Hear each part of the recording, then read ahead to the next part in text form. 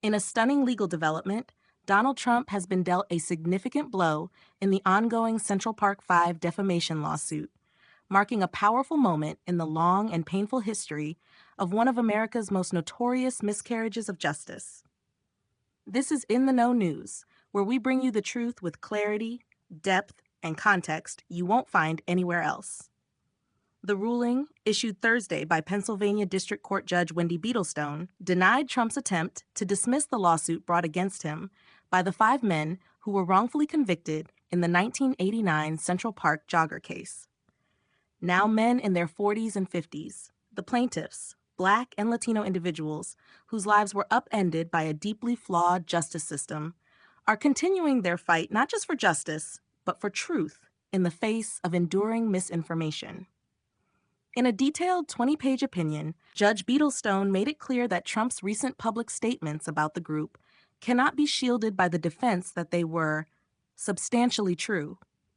The lawsuit itself stems from remarks made by Trump during a 2024 presidential debate, after then-candidate Kamala Harris reminded the nation of Trump's infamous full-page newspaper ad. That ad, placed in the New York Times in 1989, called for the death penalty for the 5 teenagers. Despite the absence of physical evidence and their later full exoneration through DNA evidence and a confession from the actual perpetrator, Harris stated he took out a full-page ad calling for their execution. In response, Trump doubled down, claiming that the teens had pleaded guilty and that a lot of people, including Mayor Bloomberg, agreed with him. He went on to suggest the case was ancient history, saying, "This is a person that has to stretch back years, 40, 50 years ago, because there's nothing now." But Judge Beadlestone didn't let those remarks stand unchecked. She wrote that Trump's statements could be objectively determined as false. Since the men were fully exonerated and had not pleaded guilty to any of the crimes, Trump's insistence that they did is simply untrue. More importantly, she noted that their innocence had been legally and publicly established for over 2 decades. In her decision, she wrote, "Defendant cannot argue that stating that they pleaded guilty to crimes is substantially true, when the truth is that plaintiffs are not guilty at all of those crimes."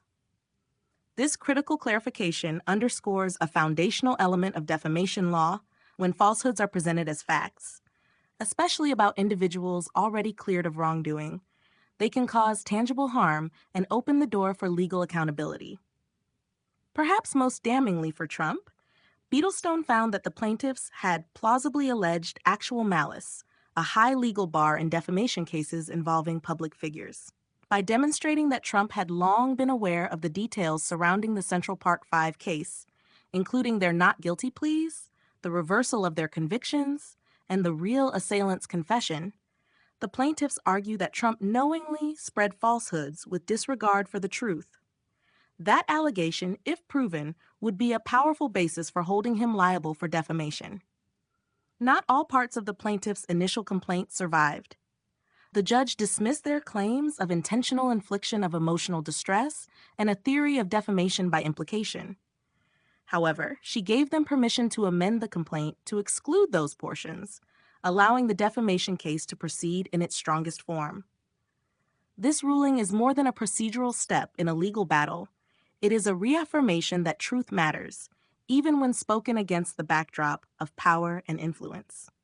For the Central Park 5, who spent years wrongly imprisoned and decades fighting to restore their names, this is yet another moment of long overdue recognition that their story deserves to be told accurately and respectfully. And for Trump, it is a reminder that words, especially when spoken publicly and falsely, carry weight and consequence. Stay within the Know News for the latest developments on this case and others that shape the pursuit of justice in America. As always, we are here to cut through the noise and bring you the facts that matter. Until next time, stay informed, stay aware, and never stop asking the hard questions.